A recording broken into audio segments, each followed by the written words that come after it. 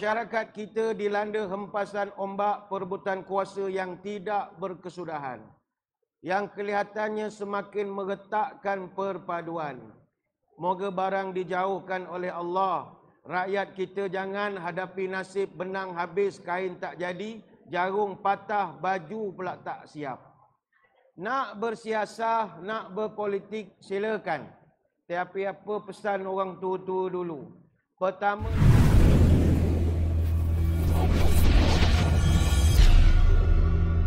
raya. Jadi bila nak menyambut raya ni macam-macam lah akan terjadi. Maka kita punya persaudaraan ni sedang diuji. Ramai kawan-kawan kita yang sekarang ni beriman di mulut tapi hati berlumut. Beriman di lidah tapi hati menyalah.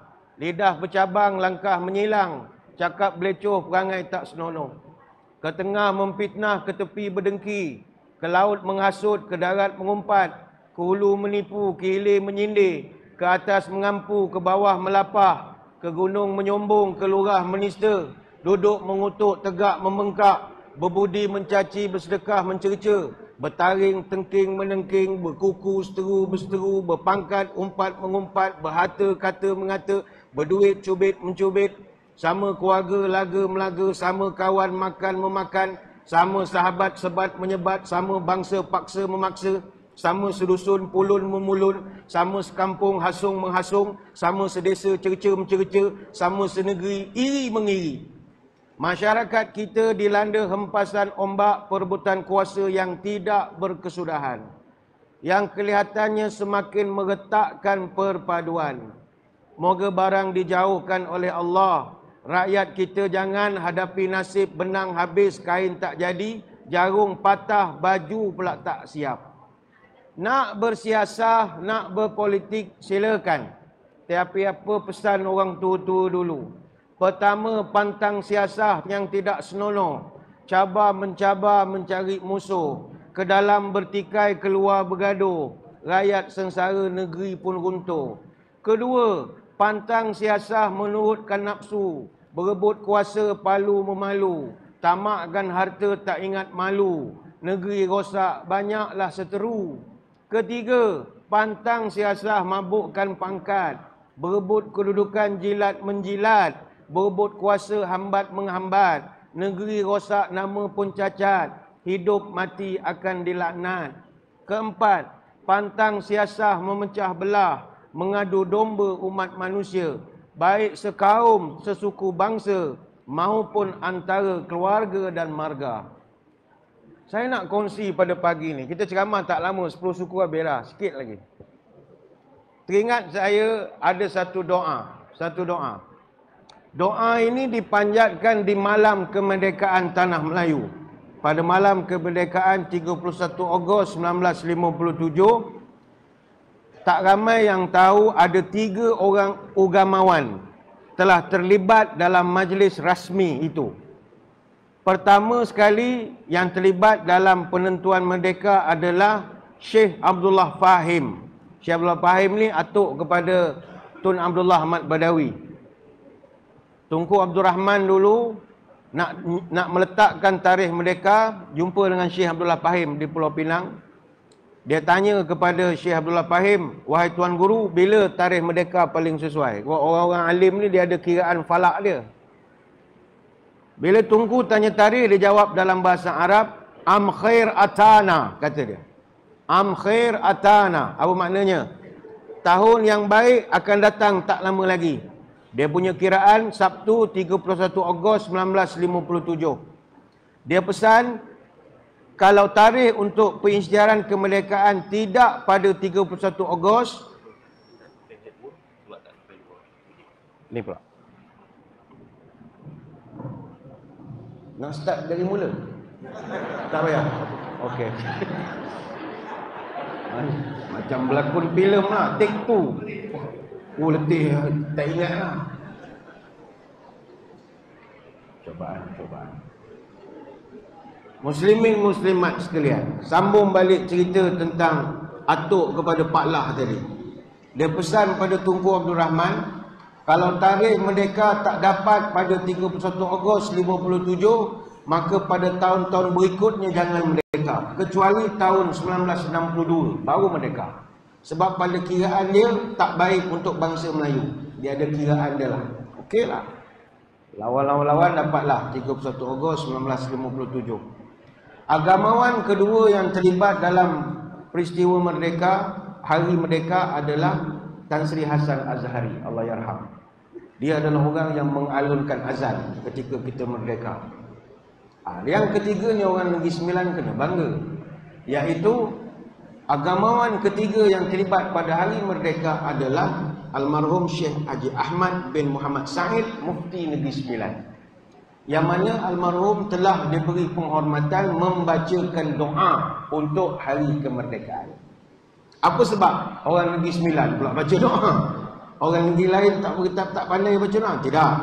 Oleh kerana yang di-Pertuan Besar Negeri Sembilan ke-8, iaitu almarhum Tuanku Abdul Rahman ibni almarhum Tuanku Muhammad, dia adalah yang di-Pertuan Agung pertama Tanah Melayu selepas merdeka. Maka Syekh Ahmad Al-Linggi secara automatik mesti menjalankan urusan untuk peringkat pusat Kerajaan Persekutuan. Sebab itu jam belum wujud jawatan Mufti Wilayah Persekutuan. Jadi Mufti Negeri Sembilan automatik terpaksa jadi Mufti di peringkat Persekutuan. Jadi ketika merdeka itu dia telah membacakan satu doa. Saya nak kongsikan doa itu untuk kita tengok macam mana orang dulu betul-betul mengharap kita ni berjaya. Kata Syekh Ahmad Al-Linggi, Bismillahirrahmanirrahim. Allahumma waffiq sa'iral ummali wal wuzara'i was salatin wal muluki wal umara. Ya Allah, anugerahkanlah taufik kepada seluruh penjawat awam, jemaah menteri, para sultan dan raja serta para pemimpin negara. Li riayati umuriddin wal muhafazati ala huquqil muslimin wa iqamatil adli fil ahkam wat tamassuki bi fadail Islam. Jagalah mereka yang memelihara agama, jagalah pemimpin yang memelihara hak keistimewaan umat negara ini, jagalah pemimpin yang menegakkan keadilan dalam undang-undang, jagakanlah pemimpin yang berpegang kepada keindahan Islam. Ini doa Mufti. Kemudian kata dia, Allahumma wa aslih bihim syu'unal ummatil malayuiyah. Ya Allah, kata Syekh, tolonglah jadikan mereka ejen pengubah keadaan orang-orang Melayu. Kita kan susah ketika itu. Hatta tataraqqa wa tataqaddam ila a'la ma yatahaqqaqu bihi bulughul umniyah. Supaya bangsa Melayu ini meningkat maju, mencapai cita-cita yang diidam-idamkan. Allahumma wansurna ma'asyiratul ummatil malayuiyah. Ya Allah, bantulah bangsa Melayu. Wahdina wasaddidna khairal bariyah. Jadikanlah kami sebaik-baik manusia. Wahdina siratal mustaqim. Siratal ladzina an'amta alaihim ghairil maghdubi alaihim waladdallin. Tunjukkan kami jalan yang lurus, jalan yang kau tunjuk pada orang dulu yang dapat nikmat, bukan jalan orang-orang yang kau murkai. Allahumma kshif 'annal kurubat wa sallimna nahnu mimma fihi minal afat. Ya Allah, hindarkanlah negara kami dari sebarang kesusahan, sejahterakanlah kami daripada segala perkara yang memudaratkan. Wahfazna min kulli su'il wal malam wa balighna kulla maqsudin wa muram. Ya Allah, peliharalah kami dari perangai buruk, tunaikanlah segala yang kami doakan. Ini mustahab doa dia. Waslih bainana wa baina ghairina hatta takuna fil amanin wa salamin. Ya Allah, jadikanlah bangsa kami bangsa yang harmoni antara satu sama lain, hatta dengan bangsa selain dari kami. Hatta takuna fi amani wassalam, supaya negara kami ini mendapat keamanan dan keselamatan. Wa farij anna kurabatina farjan ajilan birahmatika ya arhamar rahimin. Allahumma kun walahum wa li hadzal bilad hafizan min jami'il balaya wa dafi'an an wa anhum jami'u wazara wazaya. Panjang lagi lah doanya. Panjang. Doa yang dibacakan oleh Mufti Negeri Sembilan diaminkan oleh rakyat pada hari itu. Banyak pelajaran kita boleh ambil daripada doa itu. Saya tidak ulas semualah. Apa yang Mufti sebut yang boleh kita bincang pagi ini, kata dia wa aslih bainana wa baina ghairina hatta takuna fi amanin wa salam. Ya Allah, harmonikalah kami ini ya Allah. Maka tuan-tuan puan-puan, 65 tahun kita merdeka, mari kita tanya, harmoni ataupun tidak hubungan kita sesama kita. Pertama, saya khawatir kita nak nyambut raya ni, kita bergaduh sampai macam nak bermusuh dengan setan. Itu masalah. Jangan, musuh yang sebenar setan je. Musuh manusia ni musuh muah je. Dia tak adalah beria sampai ke hati sangat. Kita macam Arsenal tak suka Manchester United, itu biasa. Jangan sampai ke hati. Itu biasa. Tak lama lagi World Cup kan, orang ada minat Jerman, ada minat Argentina. Kita profesional. Tapi bila orang sekarang ni dia bermusuh luar biasa. Sedangkan dalam Quran Allah Ta'ala sebut, ni ayat kita baca tiap-tiap malam Jumaat. Alam ahad ilaikum ya bani Adam alla ta'budu syaitan innahu lakum aduwwum mubin. Saya ingat puan-puan pun hafal ayat ni. Sebab surah Yasin kita baca tiap-tiap minggu atau tiap-tiap kali pergi kenduri arwah, Allah ulang kepada kita surah Yasin ayat 60. Ingat, musuh kau syaitan. Musuh kau bukan orang ni, bukan orang ni, bukan parti ni, bukan parti ni, bukan agama ni, agama tu bukan. Musuh kau setan. Kain belah pakaian seniman, anak batu buat senjata. Bukankah Allah telah berfirman, setan itu musuh yang nyata. Manusia, kita musuh macam mana pun, dia ada turning point. Tuan-tuan tengok orang politik. Politik ini dunia yang aneh. Hari ni dia boleh berkawan, esok dia boleh bergaduh, hari ni dia bergaduh, esok dia boleh berkawan. Sebab manusia berubah, people change. Jadinya, kenapa bergaduh dengan benda yang boleh berubah? Tuhan suruh bergaduh dengan setan. Sebab setan takkan jadi baik. Dan setan memang kerja dia memporak-perandakan kita. Kadang bukan cerita hal politik saja, orang masjid pun bergaduh. Kadang kita di masjid, adalah orang luar daripada masjid datang, bawa isu-isu yang bergaduh pula sesama kita. Isu baca kunut, isu sembahyang sunat qabliyah maghrib, isu Sayyidina dalam selawat, isu boleh sambut maulid tak boleh maulid. Kalau yang paling ketara sesama kita bergaduh, bila tiba bulan Ramadan, akan wujud dua kumpulan. Satu dia panggil geng 08, satu lagi geng 20. Geng 08 ni bukan gangster kongsi gelap, tidak. Geng 8 rakaat, witir dekat rumah. Memang tak pernah witir di masjid. Masing-masing boleh nak buat 8 ke nak buat 20. Jangan bergaduh. Jangan bergaduh. Kita mungkin ada kerja nak cepat buat 8. Tapi jangan kutuk buat 20. Ini semua tak ikut sunnah. Ikut sunnah buat 8. Jangan macam tu. Kita yang buat 20, buat 8. Kunut ke apa saja, menyapu muka lepas salam. Jangan bergaduh lah. Terbit mentari menyilau mata, orang daik menjala hutang, sama sendiri. Jangan sekerta. Bukankah molek makan sehidang? Kita sama kita.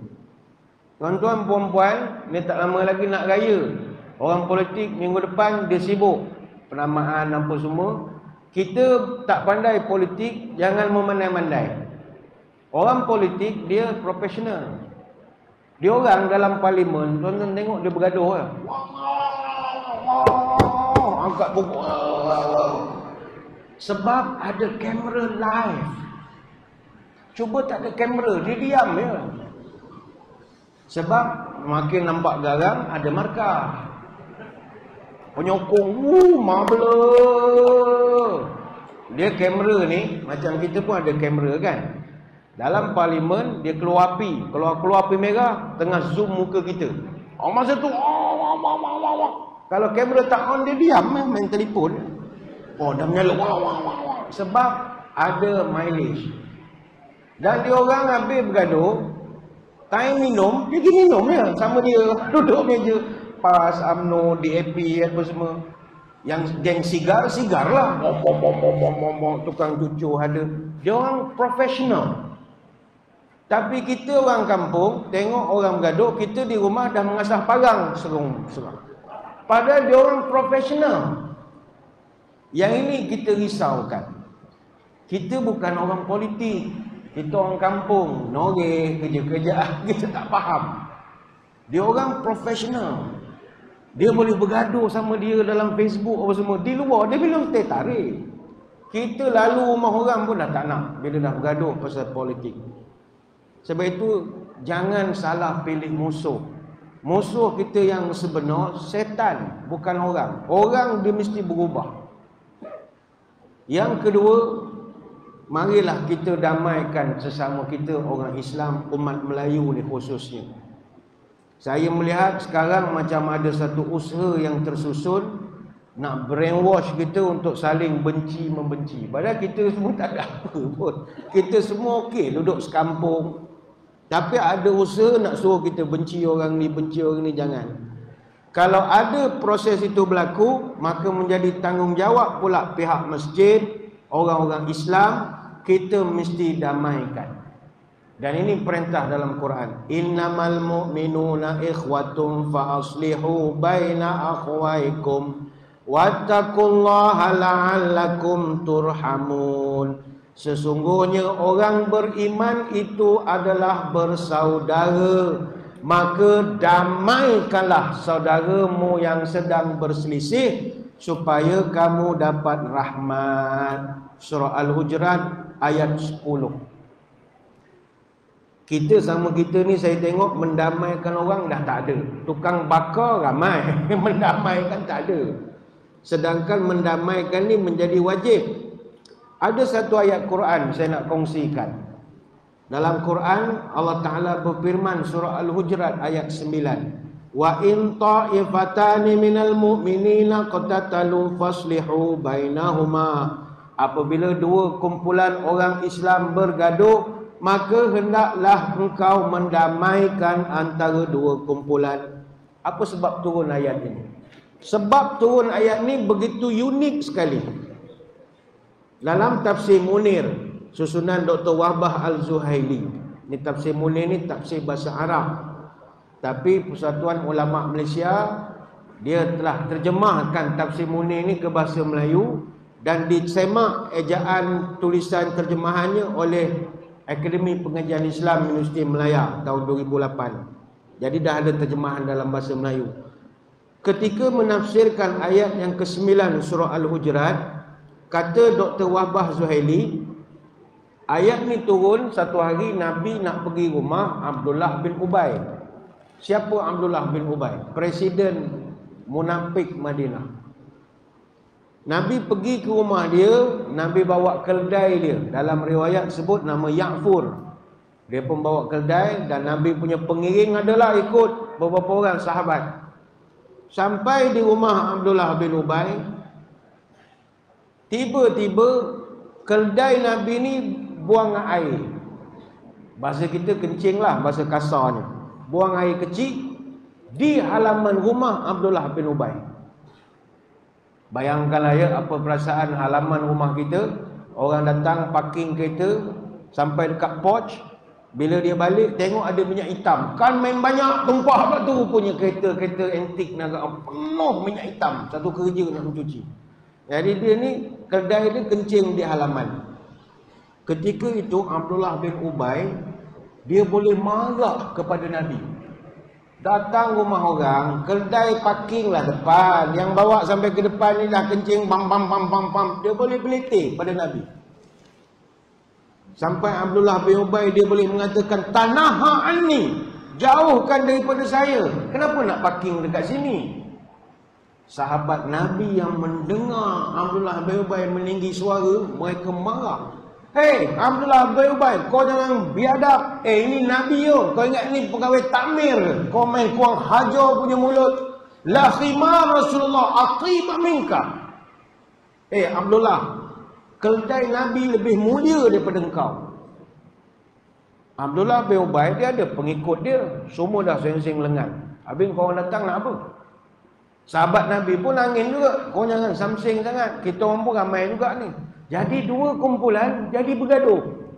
Nabi diam. Dalam kekecohan itu turun ayat Quran. Wa in ta'ifatani minal mu'minina qatatalu faslihu bainahuma. Bila dua kumpulan bergaduh, damaikanlah antara dua kumpulan. Kumpulan yang bergaduh kumpulan apa? Kumpulan Abdullah bin Ubay dengan kumpulan Nabi. Abdullah bin Ubay ini siapa? Munafik. Maka pelajaran untuk kita, kalau orang tu Islam, walau munafik ke, dia kaki kelabing ke, tak sembahyang ke, asalkan dia Islam, dia tetap saudara kita. Walaupun dia bukan masjid punya orang, kaki dangdut punya muka, rongeng, cocok bintang, semualah. Tapi selagi dia Islam, dia tetap saudara kita. Orang munafik ni tuan-tuan, sekarang berlambak orang munafik. Kata orang tua kalau nak kenal orang munafik, perangai buruk, lidah terbalik, berjanji mungkir, beramanah licik, tipu menipu dia pun cerdik, membohong orang dia pun asyik. Lidah bercabang, hati bercopang, mulut manis, hati menengkis, lidah lunak, hati tak cedak, di muka elok, di belakang berkelok. Mulut manis, hati bak iblis, mulut ramah tapi hati menyumpah, mulut memuji, hati mencaci, mulut bermanis-manis tapi hati dendam tak habis. Depan kita mengaku sahabat, belakang kita dia menyebat. Kan ramai perangai munafik tu ramai, tapi tetap saja disuruh mendamaikan. Nabi kita ni dia ada satu perangai, dia tak suka bergaduh dengan orang. Kalau orang gaduh dengan dia, itu dia punya problem. Sebab itu kita tengok dalam sejarah, walaupun orang munafik tak suka Nabi, anak-anak orang munafik baik dengan Nabi. Sebab itu ada dua orang sahabat Nabi adalah anak pembesar munafik. Pertama Abdullah bin Ubay bin Salul. Anak Abdullah bin Ubay sahabat Nabi yang setia. Dia mati syahid dalam peperangan Yamamah. Sahabat Nabi kedua nama Hanzalah bin Abi Rabi', anak kepada seorang pemimpin munafik namanya Abi Rabi'. Abdullah bin Ubay itu presiden, Abi Rabi' itu timbalan presiden munafik. Dua-dua tu anak mereka berkawan dengan Nabi dan dua-duanya mati syahid. Sebab itu janganlah kita marah-marah. Janganlah marah-marah. Nanti sehari dua ni banyaklah WhatsApp grup akan baru muncul video iklan orang buat. Dia nak menanamkan kita benci pada saudara-saudara kita ni. Kena hati-hati. Hidup kita ni takkan boleh menyelesaikan perkara dengan marah. Tuan-tuan cuba tengok, apa perkara yang boleh diselesaikan dengan marah? Tak ada. Marah tak pernah menyelesaikan masalah. Bahkan perjuangan yang bertompangkan kepada benci jarang dapat kemenangan. Nak berjaya tak boleh benci, tak boleh marah. Mesti tenang-tenang saja. Ingat tak dulu kita pernah menang bola, kita main bola lawan pasukan Indonesia di Stadium Gelora Bung Karno. Dulu first kita menang Sukan C tahun 2011. Ketika menang itu, pasukan musuh heran macam mana Malaysia boleh menang. Pasukan Indonesia ni kuat. Malaysia Sukan C masa tu saya masih ingat lagi, dia punya jurulatihnya K. Raja Gopal. Dia latihan apa taktikal, akhirnya pasukan Malaysia menang.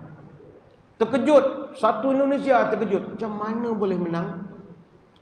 Ada satu analisis oleh Pak Arif Bawomo Surya. Dia ni wartawan senior lah dalam Kompasiana. Dia menulis satu artikel menarik. Kata dia, negara Indonesia kalah kerana motivasi ketika kita bermain adalah motivasi berlandaskan benci dan dendam. Benci dan dendam adalah dua energi yang sangat negatif. Allah tidak bersama dengan energi negatif. Yang bersama dengan energi negatif, setan saja. Allah dia akan bersama dalam kasih sayang, rahmat, keindahan, keharuman. Itu Allah, rahmat. Tapi kalau benci, dendam, marah, busuk, itu semua setan. Bayangkan 80,000 penyokong bola sepak Indonesia datang ke Stadium Gelora Bung Karno, bawa energi negatif, bawa sifat benci, dendam, kesumat, marah-marah. Maka orang yang hadir dengan energi negatif, Allah tak akan kabulkan permohonan mereka. Sebab itulah pasukan kita kalah. Pasukan Indonesia kalah. Ingat tak, pasukan Malaysia masuk padang bukan jalan kaki, naik barakuda. Apa makna barakuda? Kereta kebal kecil. Mana ada dalam sejarah masuk padang naik kereta kebal? Di Stadium Gelora Bung Karno saja. Masa jalan kaki orang baling, macam-macam orang baling. Air mineral, gudang garam, ukok suria, di Jarum, nasi ambeng, semua dia baling, botok-botok. Tempe goreng, semua dia baling kita. Sambal goreng agak akan nyelam. Akhirnya terpaksalah naik barakuda. Baik itu tak menang. Maka kita pun hidup, kalau berjuang kerana benci, dendam, payah dapat kemenangan. Dapat tak lama. Dia dapat sekejap saja. Sayyidina Ali di Mubarazah Fardiyah, dia duel, lawan one by one. Sebelum perang lawan one by one. Ali lawan dulu. Pom pom pom pom pom pom. Ali berjaya jatuhkan musuh. Ali baru nak tikam dia, musuh ni ludah muka Ali. Pui. Kau bunuh aku sekarang. Ali tadi yang dah nak sebat, tak jadi ludah. Tak jadi bunuh. Musuh pun tanya, Ali, apa kau tak bunuh aku? Biar aku mati dalam maruah. Tadi aku jatuhkan kau, aku memang nak bunuh kau kerana Allah. Tapi kau ludah muka aku dah tertukar niat pula nak bunuh sebab sakit hati kau ludah muka aku. Aku cancel, aku nak pahala. Sudah, pergi sana. Ali punya jaga. Tak nak berjuang kerana marah. Kita nak berjuang hanya kerana Allah. Jadi jangan marah-marah, banyakkan senyum. Olok-olok burung di laut, ogak-ogak burung di bukit, senyum manis bagai di raut, jadi penawar hati yang sakit. Marah merugikan, senyum menguntungkan. Ketika marah orang menjauh, ketika senyum orang mendekat. Ketika marah orang menjadi tegang, ketika senyum orang jadi tenang. Ingat, bangsa kita bangsa peramah, bukan bangsa pemarah. Jangan marah-marah, jangan marah. Secara fisiologi, ini adik-adik ramai yang sekolah sains. Secara fisiologi, darah dia tak akan pergi ke PFC. PFC ni prefrontal cortex. PFC ni dia panggil the thinking brain. Otak kita ni ada struktur dia. Dan otak yang berfikir dia panggil PFC. Dia doktor pun ada, nanti tanya doktor. The thinking brain ini. Jadi orang yang marah, dia akan buat banyak perkara tak waras. Orang bercerai sebab marah ke setengah asmara dana? Marah. Mana ada orang bercerai tak marah? Mesti marah dulu. Marah dulu. Marah. Tak mustahil. Yang I love you, yang I janji, yang ni, I ceraikan you talak satu. Never. Dia mesti, kau ni kau balik bapak kan. Aku cerai kau talak 3 juta. 3 juta ada. Marah punya pasal. Maka marilah hadirin hadirat yang dirahmati Allah sekalian. Marilah kita satukan sama kita supaya jangan bergaduh walaupun hari raya dah semakin dekat. Kekalkanlah negeri kita ini sebagai negeri yang paling menggembirakan di negara Malaysia ini. Pucuk putat warnanya merah, bila dikirai terbang melayang. Duduk muafakat mengandung tuah, sengketa usai dendam pun hilang. Ingat, ni cakap orang putih sikit ya. If you want to go far, walk alone. But if you want to go fast, walk alone. But if you want to go far, walk together. Kalau kita nak sampai cepat, jalan seorang. Tapi kalau kita nak jalan jauh, jom kita jalan bersama-sama. Ini negeri kita, jagalah elok-elok, kekalkan nama baik. Negeri kita negeri paling menggembirakan di Malaysia ini. Saya kira sekadar itulah sembang-sembang pada kesempatan pagi ini. Saya mengucapkan ribuan terima kasih di atas undangan. Mohon maaf sebarang kekurangan. Moga-moga bertemu pada lain-lain kesempatan. Yang Amat Mulia Tunku Besar, sekianlah saja persembahan ucapan patik yang tidak sepertinya. Patik mewakili pacar-pacar jawatan kuasa sekalian, mohon ampun dan maaf ke sisi Yang Amat Mulia Tunku Besar kiranya terdapat sebarang kekurangan dalam penganjuran majlis. Selanjutnya patut berdoa semoga Yang Amat Mulia dikurniakan sihat walafiat, dilanjutkan usia aman seterusnya, dilimpahkan nikmat, dimurahkan rezeki. Ambil tali panjangan 7 kapal dagang tengah laut, tungku laksana tali yang teguh, hamba rakyat tumpang berpaut. Sekadar itu, wabillahi taufik wal hidayah. Wassalamualaikum warahmatullahi wabarakatuh. Wallahu a'lam.